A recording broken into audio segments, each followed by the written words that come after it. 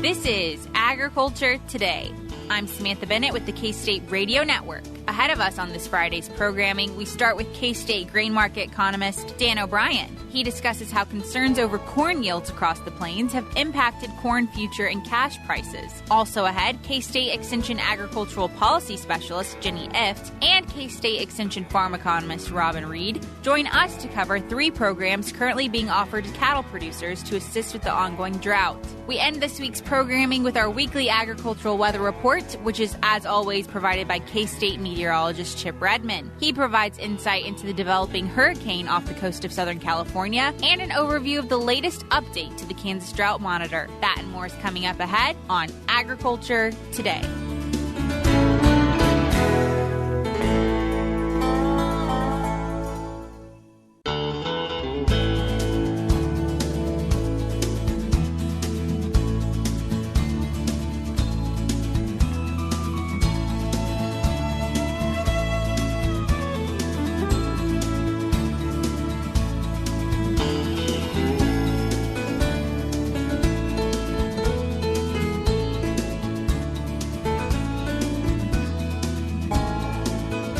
This is Agriculture Today. We are back now with Dan O'Brien. He is our K-State grain market economist who regularly covers our grain market update for us week to week. So, Dan, thanks for joining us. Thank you, Samantha. Absolutely. So today, let's go ahead and start with futures. I know we've got some interesting movement going on there, so let's start with that. Yes, in the corn markets, we have good news and bad news. It just depends if we're talking about production, which is the bad side, or prices, which are the good side. Recent trends in the corn market have been tremendous. And you and I have talked in past weeks of how we'd gotten down as low as down to $5.60 or so in latter July, early August. But since then, there's been just a growing concern about what actual yields and production will have for in the U.S. and got up as high as $6.90 a bushel on the Dees contract. Closed on Thursday. Yesterday, $6.68.5. So strong sentiment in the markets. Base is still holding up pretty strong. In looking at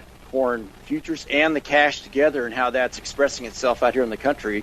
Again, we've been watching basis levels of late in these key locations, Colby, Salina, Topeka, Garden City, and Hutchinson. And in a number of those locations, we have seen some weakening from the strongest basis levels, but that hasn't been sustained. In a typical year, we'd see basis weaken going into fall harvest. But if anything, we're seeing the basis turn up a little bit now in Garden City. From having weakened some, now it's turning back up in Garden, in Salina, seeing that happen in Hutchinson, a bit in Columbus. So still strong basis in all these areas, and that would be consistent with a fair amount of the discussion we've been hearing from farmers that things dry enough in the western part of the state that corn that people were trying to rescue for forage as they try to pack it, drying down so quickly in some cases that they're having difficulty in siling it. So just dry conditions. It is interesting to see Milo now having held on through some of this, having caught a few rains, and having a chance now to get something on dry land acres in some of those areas, and corn in some situations as well, but just a challenge. So you asked me about what's going on in the corn market. I think the big issue in corn, which will be the centerpiece of this USDA report coming out on Monday, will be the estimate on the one hand of what the national yield per acre is estimated to be by the time you take the tough conditions in the west and some in the north, and the better conditions in the central and eastern part of the U.S. and the Corn Belt and the southeast. You end up with the trade coming up with a pre-report estimate guess of 172.5 bushels per acre, so 172.5, and a production number for about just over 14 at 14.008. A number of independent analysts have been coming out in the past week, and there have been, the Midwest tour a couple weeks ago we already talked about 168 bushel an acre, 13.8 billion bushels. One or two other analysts coming in at 171, 172, something like that, and some others at this 172.5. So the market has dialed in a whole range of uncertainty, 172.5 being the average number at 11 o'clock our time when that number comes out, that USDA NASS crop production report comes out. If it comes out and says something much lower than that, then we're just set up for a lot of volatility and a lot of impact. And you take that number into the supply-demand balance sheet, And now with the crop problems we've got, they're looking at that number, that ending stocks figure, to tighten up to about 1.2, 1.22, something like that. And stocks to use already below 10, probably closer to 8. And it just does seem like when you look at these converging factors, that's very likely we'd be going into the harvest time frame with prices well supported, basis not weakening but holding up strong, if not increasing, and just a lot of competitive bidding amongst buyers for any corn that does get produced out there. So just a lot to look at, and I would say we don't have time to talk about the corn, sorghum condition ratings, but Kansas is rated as basically the worst state for corn conditions. So we're right in the middle of it. Grain sorghum, Kansas 20% very poor, 29% poor, 32% fair, and then 19% good to excellent. So challenging situation. Of course, my office is located out here in the western third of the state. There are a lot of major crop problems being reported in the central part of the state, from basically that southern half of central Kansas, showing a lot of reports of just those dry conditions just really hurting a lot of crops. So if you don't mind, I'll switch over to talk on soybeans on that. Soybeans would be a big part of the same report too, and really we're already expecting something volatile in the corn market. A surprise in the soybean market would be something much different from what the USDA had projected before. They projected 51.9 in the August crop production report. Pre-report expectations are for a little bit less than that, about 51.5. You do see a range of about 50.7 to 52, and really there's the expectation that we've had a combination of some hot weather and some not so hot weather in August, but that the market's expecting that, hey, soybeans, they'll do just fine. The heat really didn't affect them. If we do come up with a number, a surprise number of something below 51, that would rile up the market and really impact things. For soybean futures, we've been trading in this range of about 1375 to about 1480 or so, and here of late we're trading right at the bottom of that range. So we'll see where that may go to, I guess. Absolutely. But a little bit more positive news, hopefully, in terms of, we just talked about a lot of the negatives that we're seeing in terms of Kansas being rated right now in terms of crop yields. But a bit of the positive news when it comes to some of the trends we're seeing. Wheat prices are trending higher, so that's a positive to look forward to. That is. And, of course, the USDA Foreign Ag Service export numbers reporting facility online is down and won't be reported on. We won't have any numbers out of that until September 15th. But the Ag Marketing Service gives weekly export loadings. And the last numbers that came out of that were pace of about 17.6 million bushels of exports the week ending September the 1st. And we need about 16.2, 16.3 to meet the USDA's projection. So that is welcome good news in the wheat market. And you do see some wheat bids in some of our major exporters, Topeka and Hutchinson and Salina, showing some strength. So that's all for the good. Prices actually trading at the top of a range. Well, they've been trading in a range, in essence, for about $9.25 down to about $8 for a good while. Had popped above that range, settled yesterday at $8.93. So they're trading towards the top of the range where we had seen prices of late. And you stand back and look, well, what could be affecting that? Well, we're waiting to get moisture, of course, to help us in our fall planting for winter wheat here in Kansas. You have uncertainties not being resolved in the Ukraine-Russia situation in terms of the amount of wheat coming out of there. So those are all there to be dealt with. So I think that overall we are seeing a little bit more positive news in the wheat market, and that's surely welcome. Absolutely, yeah. Hopefully conditions will fix themselves to where producers in this state can actually get some wheat in the ground as planting season is fastly approaching, but that's welcome news for sure. Moving on, Dan, from our futures and some of the overviews of our markets, there's some big things going on in Europe. As we're recording this today, Queen Elizabeth II actually passed away, unfortunately, at the age of 96 years old. We were commenting earlier before we went live just the amount of life that she lived, but outside of, obviously, the repercussions of that, a whole country in mourning, there's a huge energy crisis going on in Europe. Yes, there is. In fact, at the same time as Queen Elizabeth passing away, you have electing a new prime minister, and that one of the first public statements that I heard that person state was that they were going to reopen fracking in an effort to, and again, no doubt they'll try to balance environmental concerns, etc. But it's an effort to increase energy supplies, gas and petroleum into that European market. And again, North Sea fields are prime area right there that can be explored. And all of Europe is trying to deal with a situation now where all evidence is that Russia is cutting off or inhibiting, constraining the Nord Stream natural gas flow into Europe. A lot of tremendous concern right now during the summertime of having adequate supplies, much less what could happen this winter. So natural gas prices in Europe have ramped up tremendously. So during a time when here you have the passing of a monarch in Europe, a major monarch, and of course there in England, you have a whole number of other energy and economic related issues all up in the air. So it'll be interesting to see, and it's my own comment, I guess, that the British in their normal paced approach will probably keep marching through this, bring their leadership to the fore, and let's hope as they, my own personal hope is that they come forth with more energy supplies and be able to offset some of the challenges that Europe is facing in terms of energy supplies for this winter.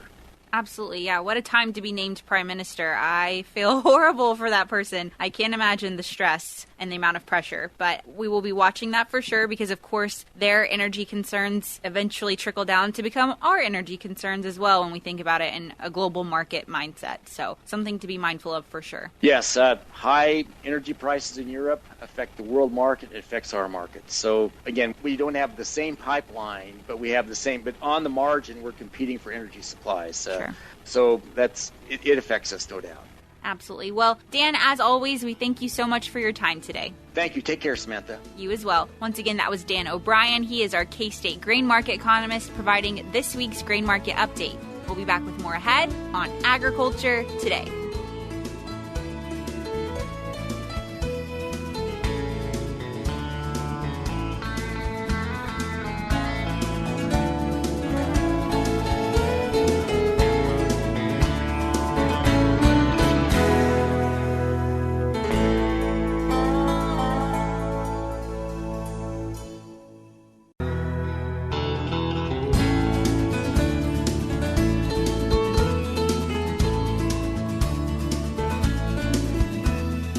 This is Agriculture Today. We are back now with Jenny Ifft, K-State Agricultural Policy Extension Specialist, and Robin Reid, K-State Extension Farm Economist. Today, we're going to cover a few programs that are available for producers right now because obviously cattle producers are having a hard time. We have drought across the state. Cattle producers are struggling with access to water, access to forage, the cost of purchased hay, having to make difficult decisions around increased culling. So what we want to do is visit some of the federal programs that were available, both through federal insurance programs, which you have to sign up for in advance, and programs through the Farm Service Agency that you can just show up and sign up for those now in many counties. But we wanted to think through what's the magnitude of payments are being made and how much they could help producers in managing some of those either forage costs or saving for eventual restocking. A little bit of background, Robin, I think you're going to provide in terms of drought conditions that we're currently seeing, because some of these are triggered by the drought monitor. Absolutely. So the programs I'm going to talk about are exactly tied to the drought monitor. And when I put out a paper on the livestock forage disaster program back in May, when this was kind of all starting, even before we had cattle out on grass, we had a lot of counties that were in a D2 to D4 drought status, which is quite severe. Since then, I've updated that just this week, and right now 73% of our state is in D1 to D4 drought status. 58% would be in D2 to D4. So that is quite severe in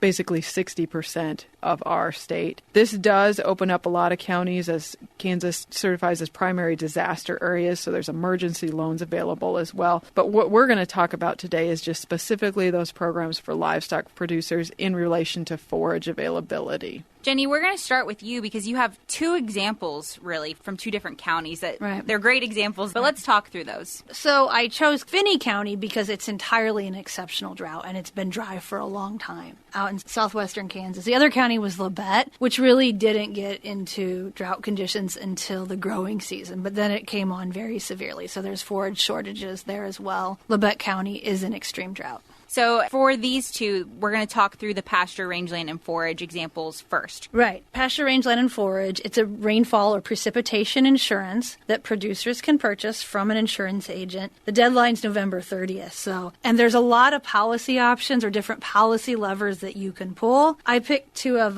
the levers, the timing of that. So when during the year Do you want to cover it? Also the value of the coverage. So I looked at hypothetical policies where producers were spreading their coverage throughout the year, both for hay and grazing. And how it turned out in 2021, there would have been large payments in Finney County. So if you had enrolled hay at 90% coverage level, per acre payouts, if your coverage had been spread out across the year, it had been $24 per acre. So had made substantial payouts. Labette, the payouts wouldn't have been as high as the premiums in 2021. But they were higher in 2022, and we still haven't observed what payouts would have been during those summer months. They're still measuring July, so we'd expect the June, July could be pretty big. But right now for 2022, for Labette County, they're looking at over $2 per acre for a PRF policy in hay. And again, that's only for half of the year. There's likely to be payouts, especially for those summer months. Sure, because they didn't really experience too heavily drought until recently in these growing months, like you mentioned before. Yep. Good to know for sure. And then, Robin, from what I understand, you also made some comparisons in terms of the livestock forage disaster program, which is available through the FSA. Yeah, so the difference in these two programs, again, this is a disaster program. You didn't have to enroll in it. You, at any point in time that your county qualifies, can go into your Farm Service Agency office and sign up for these payments. So earlier this year, it was a lot more of the western side of the state that qualified for payments. Now that area has extended a lot more into the central, especially south central part of Kansas, and down into southeast, as we've been talking about with Labette County versus the Finney County payment. How these work, as I talked about in the drought monitor status being a D1, a D2, 3, 4, or 5, that is the number of months payment that is tied to this program. So, for example, when we were talking in Finney County, that is qualifying for 5 months of payment. So it's been at a D4 exceptional drought status for 4 weeks. And so how the payment is calculated is $47.29 per animal, beef animal, times the 60% payment factor. There's a government sequestration in there on all the payments now, and then that would be multiplied by the number of months. So basically, you don't have to run that calculation. Thank FSA goodness. will for you, yes. But a big confusion area is, well, why am I not getting $47 per animal? It's because of that 60% payment factor. And another thing is you have to be under the stocking rates that are set by the Farm Service Agency for each county. So if you're stocking more, like in Labette County, that'd be 11 acres per cow-calf pair. If you're stocking more than that, they're only going to pay based on 11 acres per animal. You know, if we look at the difference in that in Labette County that we've been talking about, Labette has only qualified for 4 months of payment, so it's going to be a little bit less. They've been in drought status for a lesser amount of time. But nevertheless, these are definitely payments that producer wants to sign up for. The idea being this will offset the cost, as likely you're going to be pulling those cattle early, having them in a dry lot situation, and having to be bringing feed to them. Which leads into the next program as well that's available, and I really encourage producers to look into, and that's the ELAP program. So Emergency Assistance for Livestock, Honeybees, and Farm-Raised Fish program, which seems a little different for what we're talking about. But really what this program will help our livestock producers with is transporting feed to those animals above the cost of the normal transportation you do every year. And there's also water transportation if you have them out in the pasture and there's still forage but no water. This program will help with assistance in hauling water to them. Excellent. So some of these programs you mentioned, obviously, you don't have to do the math and keep up with it and keep up with the monitor and alert your Farm Service Agency. They kind of keep up with that for you once you've applied. But if you decide now that you're wanting to apply, do you get those past months that were, added up if people were already collecting those? Do you yourself, as you sign up later, get that as well? Or is it from that point on after you've signed up? It is absolutely whatever you're qualified for within that county, you'll get payments on. So, for example, if you go in now and your county only qualifies for 2 or 3 months of payments, if in a later date more payment months are added, you will automatically get those payments. So there's no advantage of waiting. There's no lost payments if you haven't applied at this point. One thing I will mention with the feed transportation and the water transportation, this program, obviously, you're going to be doing more transportation throughout the winter. This is going back to January, but it will cover through the end of the year. What's really important now is keeping good records of what you're doing, how far you're having to go to get that feed, and what a normal year might look like for you. So good records are key, but I would encourage anyone that hasn't talked to their FSA office to go ahead and make an appointment and do that when they can.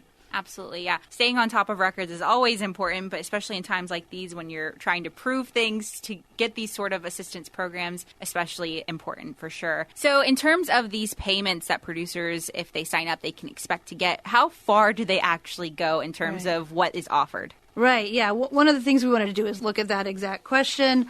Using average hay prices for blue stem bells in these counties. We know that producers pay different prices, but we wanted to give an idea of approximately how far it could go. First, at Finney County, if you had 11 acres of hay covered under pasture rangeland and forage under PRF, your payments to date, which are completed, could cover over 4 months of forage for a cow-calf pair at current prices. You'd add that to $133.78 would be what the livestock forage disaster program would also pay. About another 2 months. Yep. Yeah. Now that's going to be lower if hay prices keep going up. So, you're going to have to take a month or two off of that if we get up to 2012 hay prices. We're not quite there yet, but there's a lot of signs that could be happening. Absolutely, especially as we go into the winter and we're not seeing much precipitation hope there either as well. So good to keep in mind for sure when making these comparisons. And in terms of maybe some choices they can be making now to help with making these assistance programs go further, are there any of those that you guys can offer or suggest? Well, the big question is just what to do with those cattle. We've been looking at the trends. We know that more cows are being culled. We have more breeding cows going to slaughter right now. Just as producers are making the decision, do I hold on to these cattle and feed them into the coming year? And really, it's a multifaceted decision between what should be culled, what forage is going to cost, what is next year going to look like as far as calf prices. And there's definitely a market opportunity if you have cattle right now to be selling at profitable levels, but the forage availability is an extremely big issue. Absolutely, yeah. Something for producers to keep in mind for sure is the assistance programs that were mentioned today. If listeners are tuning in and they're looking for more information other than what was covered today, because it was a lot of information, so maybe they're just looking for a place to see it on paper maybe, where can they find that at? Robin wrote an article on LFP at agmanager.info. Also information on pasture rangeland and forage insurance there. We have a beef tips article, so K-State beef tips, about some of the numbers that we discussed during this program. Also, again, you can always contact an insurance agent or your local FSA office, the primary source of information. Absolutely. Excellent resources for sure. But as always, those links will be included in the show notes of today's program, which can be found on agtoday.net. But once again, thank you both so much for your time. Thank you. Thank you. Once again, that was Jenny Ifft, K-State Agricultural Policy Extension Specialist, and Robin Reid, K-State Extension Farm Economist. We'll be back with more ahead on Agriculture Today.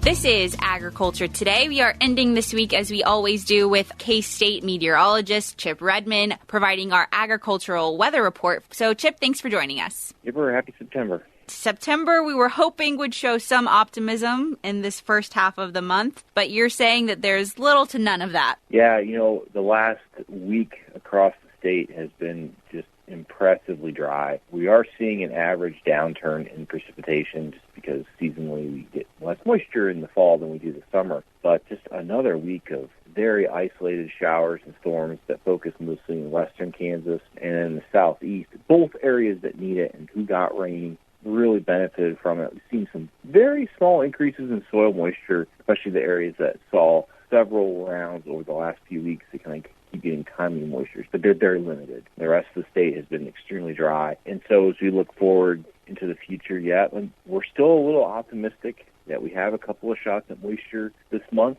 It's not going to be completely dry the whole month, thankfully, and we need to hold on to those. Maintaining optimism with the little rain that we are getting, I feel like, is key through getting through this unfortunate season that we're having. So hopefully the little moisture I know we're anticipating in our area this weekend provides some optimism, but also the hurricane off the coast of California that we're hoping will potentially bring some moisture our way. Hurricane K, it's south of California. It's in the Baja of California in Mexico. The storm's actually going to make a 180 and kind of turn around the way it came, but the moisture is going to get absorbed northward across the western U.S. over the course of the next 4 to 5 days. And then we're going to have a storm system. That storm system is going to translate eastward and bring some of that moisture eastward into the central plains. There's uncertainty right now, actually quite a bit of uncertainty of where that moisture exactly is going to go. Right now, it's favored to go to our north, with maybe some small hopes of some moisture across northern Kansas as a result. But it won't be a high-impact event for this area.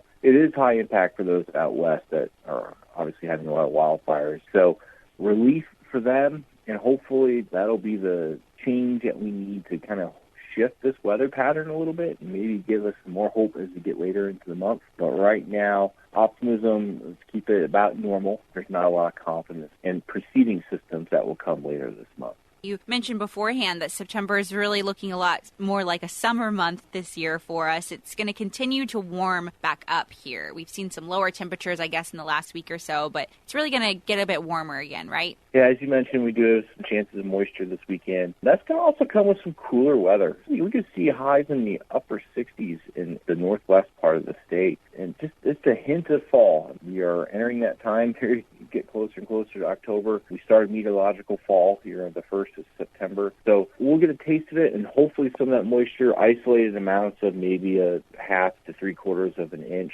On a weekly basis right now, we average around 0.3 of an inch in the western part of the state to around an inch in the eastern part of the state. So we're starting to see that gradient increasing across the state as our average precipitation continues to slowly fall each week. So that would be enough to hopefully be at or maybe slightly above average if that were to fall in the western half of the state. Now, it'll be really localized with convective thunderstorms, so you know how those work, isolated heavy rain, but not widespread wetting rains. After this cool weekend, as you go into next week, we have that high pressure that builds back in place as that tropical moisture occurs in the western part of the United States. We stay warm and dry through the majority of the week, and then it finally got that high pressure late week, and that's when we could see maybe a return to some normal temperatures and maybe another chance at moisture. Has our drought monitor recently changed? I know that we had a recent update here in the last several days, but has it gotten worse? Has it improved any? Yeah, the drought monitor, it saw some really small improvements in areas in the western part of the state that got really lucky in the last 2 weeks, but those changes were minimal. We did see the big change this week was abnormally dry was added even further in the northeast. Now only about 4% of the state is in no drought or no abnormally dry conditions. Well, Chip, as always, we thank you so much for your time and for your insight for this update. Yep, let's make it rain. Once again, that was K-State meteorologist Chip Redmond providing this week's agricultural weather update. We'll be back with more next week on Agriculture Today.